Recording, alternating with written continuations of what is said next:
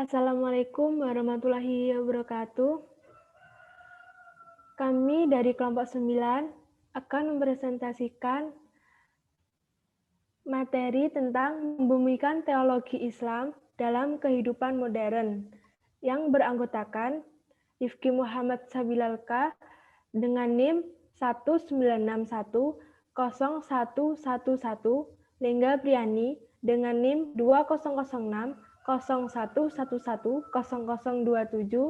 dan Eka Puspa Anggraini dengan NIM 200601110028.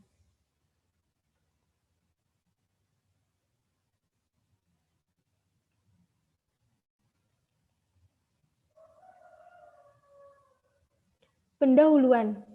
Titik kelemahan pemikiran teologi Islam klasik akan tampak dalam ranah realitas jika alur pemikiran tersebut dihadapkan pada kenyataan atau realitas sosial empirik kehidupan manusia yang selalu tumbuh pertumbuhan ilmu, pengetahuan, dan teknologi.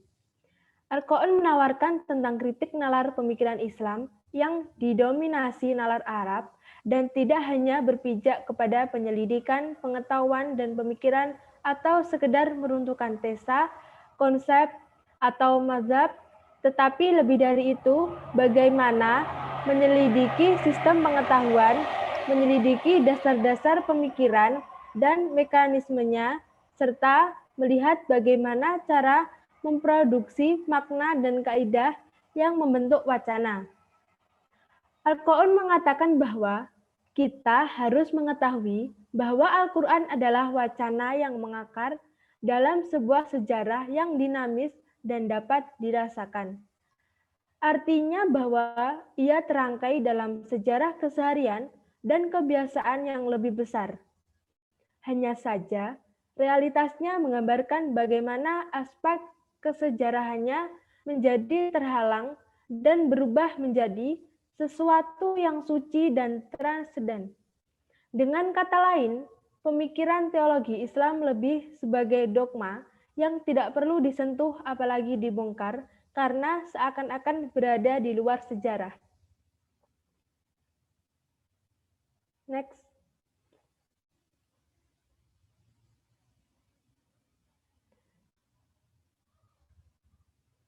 Selayang pandang tentang Muhammad Arqon.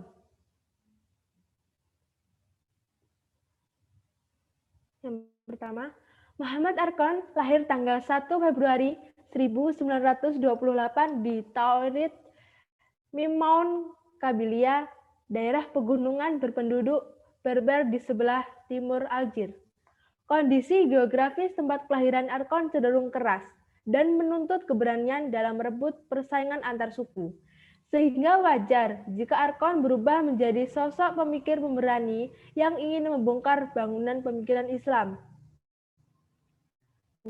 Dimulai di daerah asalnya, kemudian melanjutkan sekolah menengah di kota Pelaburah Oran. Pada tahun 1950 sampai 1954, ia belajar bahasa dan sastra Arab di Universitas Algier. Di tengah Perang Pembebasan Aljazair dari Prancis tahun 1954 sampai 1962, kemudian ia mendaftar sebagai mahasiswa di Paris, sehingga menetap di Prancis dan bidang studinya tetap bahasa dan sastra Arab dan pemikiran-pemikiran Islam. Yang ketiga, tahun 1961, ia menjadi dosen di Universitas Sorbonne, Paris. Tempat ia meraih gelar doktor sastra pada tahun 1969 dengan disertai mengenai humanisme dan dalam pemikiran etika Miskawai. Lalu tahun 1969 sampai 1972 mengajar di Universitas Lille dan kembali ke Paris menjabat sebagai profesor bahasa Arab dan peradaban Islam di Universitas Paris pada tahun 1972 sampai 1977. Arqon juga seringkali menjadi dosen tamu di beberapa universitas terkemuka.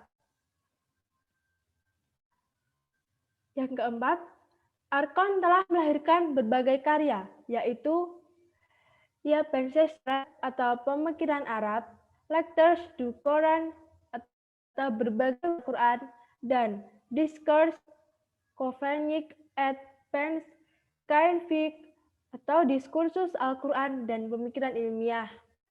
Sebagian besar karya Arkon memotret pemikiran Islam serta penafsiran Al-Quran. Selain karya berupa buku, Arkon juga seringkali menulis dengan penulis lain seperti Louis Kirkgate, Bessette Castell, M. Arosio, and M. Burmos.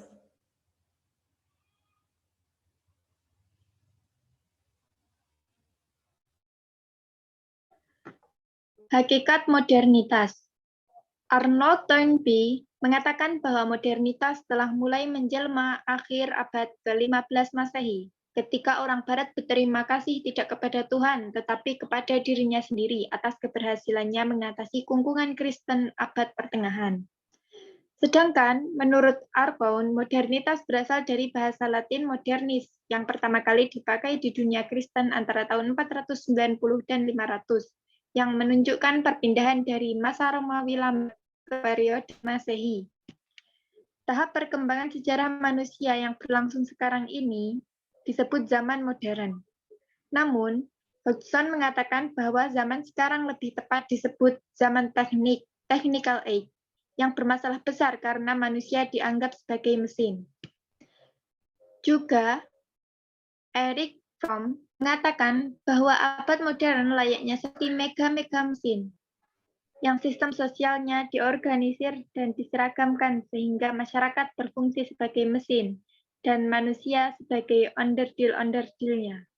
Menurut Arkon, modernitas ada dua, modernitas material, yaitu berbagai kemajuan yang terjadi pada bingkai luar wujud manusia, dan modernitas intelektual atau kultural, yang mencakup metode, alat analisis, dan sikap intelektual yang memberi kemampuan untuk lebih memahami urusan.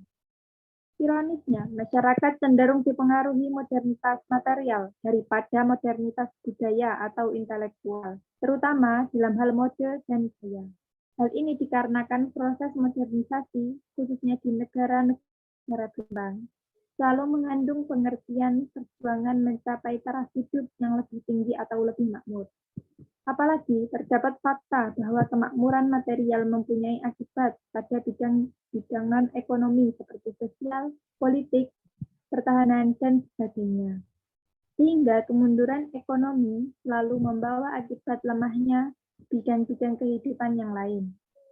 Selain itu, juga menambah kecongkakan manusia dalam arti sang penakluk pada alam semesta, yang secara implisit menggeser supremasi keyakinan teologi.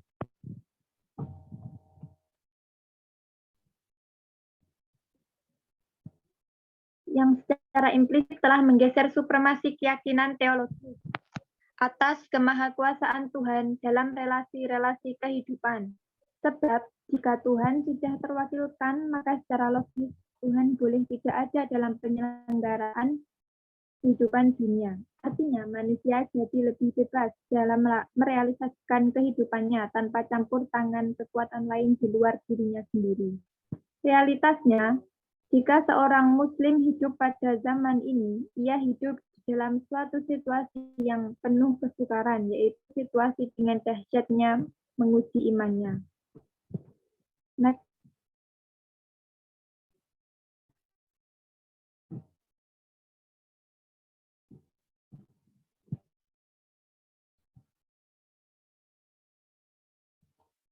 Membumikan teologi Islam dalam kekinian. Salah satu kegelisahan Arkon terhadap pemikiran teologi Islam adalah terjadinya pemisahan antara Islam konseptual dengan Islam aktual, atau pemisahan antara teologi dan praktek yang menurutnya adalah warisan Descartes. Menurut Arkon, mayoritas pemikir Islam hanya meluaskan pengetahuannya tanpa renungan metodologis yang akurat, apalagi memikirkan manfaat dari penelitian tersebut. Arkon lebih lanjut mengatakan bahwa mundurnya pemikiran Islam ditandai dengan minimnya tradisi ilmiah yang berujung pada tradisi kritik yang hilang. Bahkan Arkon mengatakan bahwa pemikiran Islam masih diwarnai dengan pola pemikiran Yunani.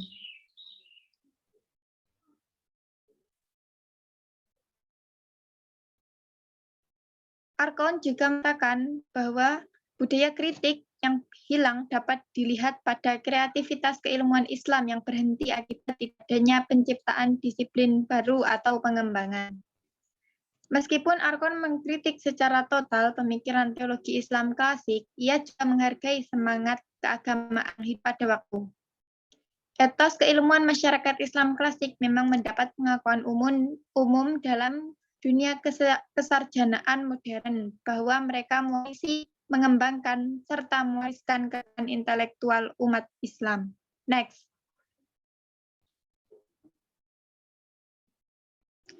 Kritik yang dikehendaki oleh Arkon sesungguhnya adalah kritik epistemologi yang mengarahkan kepada bangunan keilmuan ilmu-ilmu agama secara keseluruhan.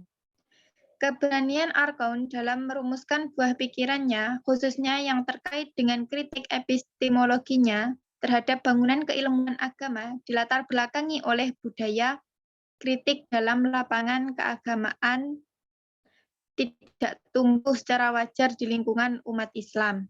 Menurut Arkon, budaya seperti ini akan menggiring sikap kepada pemikiran Islam tanpa kritik. Bahkan yang lebih parah ketika pemikiran Islam mengalami taktis al-afkar al-diniyah atau pemikiran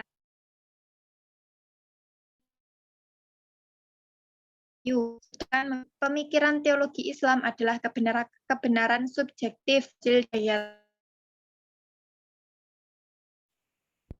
Pemikiran Islam bukanlah sesifat sakral, tapi bersifat non-ijtihadi yang mungkin benar dan mungkin juga keliru. Sebagai kebenaran subjektif, pemikiran Islam dapat berubah-ubah sesuai dengan perkembangan informasi di sekitar pembacaan pesan Tuhan yang dikuasai oleh seseorang pada tingkat pengetahuan maupun pada tingkat pengalaman. Oleh karena itu, setiap lontaran pemikiran Islam harus diperlakukan sebagai langkah ijtihadi dalam rangka menggapai kehendak dan bukan sebagai firman Tuhan sendiri.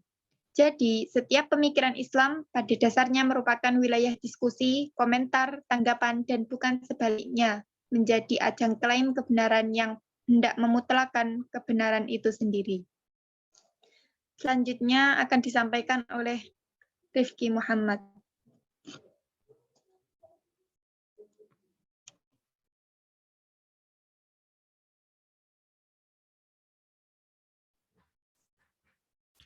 Membaca ulang pemikiran Islam. Penelitian pemikiran teologi Islam telah melewati 3 fase, yaitu yang pertama adalah penelitian yang bersifat biologis, yang biasa dipakai para orientalis. Pada masa ini, teks menjadi perhatian besar dan menjadi alat yang mendokumentasikan tradisi intelektual klasik.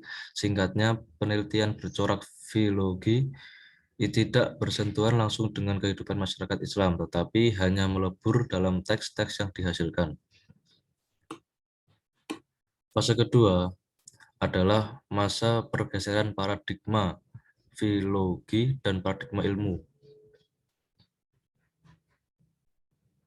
yang hanya ingin melihat masyarakat sebagai bentuk matriks lembaga sosial yang bisa difungsikan di segala tempat, seperti bekerjanya sebuah mesin yang bisa dioperasikan di segala tempat. Singkatnya, masyarakat bukanlah sistem makna, melainkan sosial mesin yang bisa digiring kemana dan kapan saja. Yang ketiga adalah pergeseran positif ke post-positif. Penelitian ini menggabungkan antara analisis pandangan dunia, karir sosial seseorang, dan proses sosial yang mengitarinya. Arkon menggarisbawahi hubungan erat antara teks dan konteks, antara teks dan realitas sosial historis di belakang teks. Arkon mempertautkan antara 3 elemen penting dalam membaca teks, yakni teks itu sendiri, pengarang, dan konteks di mana teks itu hidup.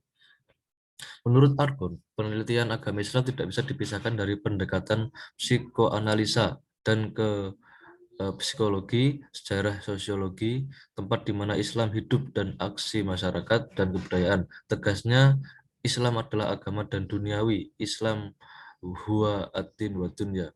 Arkon dalam memandang wahyu membedakan 3 tingkatan. Yang pertama, wahyu sebagai firman Allah yang transenden, tidak terbatas dan tidak diketahui oleh manusia. Kedua, wahyu yang diturunkan dalam bentuk pengujaran lisan dalam realitas sejarah yang disebut sebagai diskurs religius dan berfragmen dalam bentuk kitab Bible, Taurat dan Zabur, Injil dan Al-Quran. Dan yang ketiga, wahyu direncanakan dalam catatan yang ternyata menghilangkan banyak hal, terutama situasi pembicaraan.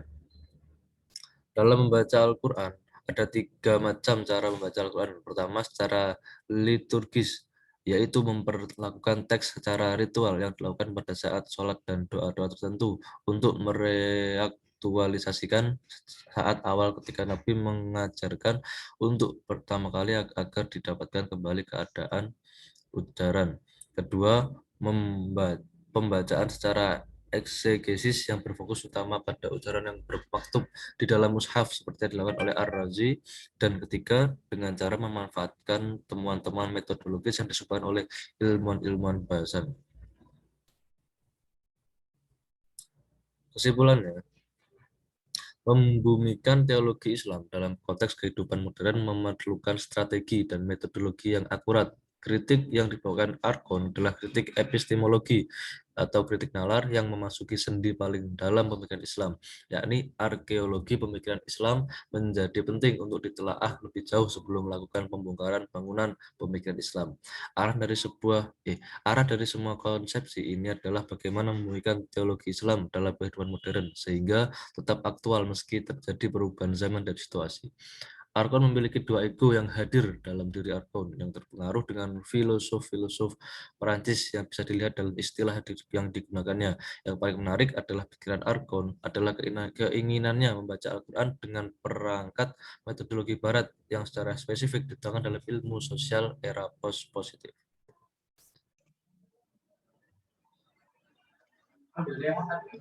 Pertanyaan yang pertama adalah bagaimana intelektualitas Arkon di bidang rekonstruksi pemikiran teologi Islam. Yang kedua, jelaskan tentang penyebutan tahap perkembangan sejarah manusia yang berlangsung sekarang ini sebagai zaman modern. Yang ketiga, jelaskan terkait pendapat Arkon mengenai mundurnya pemikiran Islam. Yang keempat, bagaimana pendapat Anda tentang terjadinya pemisahan antara Islam konseptual dengan Islam aktual terhadap pemikiran teologi Islam. Yang terakhir, penelitian atau telah akademik pemikiran teologi Islam yakni melewati 3 fase. Jelaskan tentang fase pertama dan kedua hingga munculnya fase ketiga. Itu saja yang bisa kami sampaikan. Kurang lebihnya mohon maaf. Bila ada pertanyaan atau masih bingung, bisa ditanyakan di grup. Oke. Sekian dari kami. Assalamualaikum warahmatullahi wabarakatuh.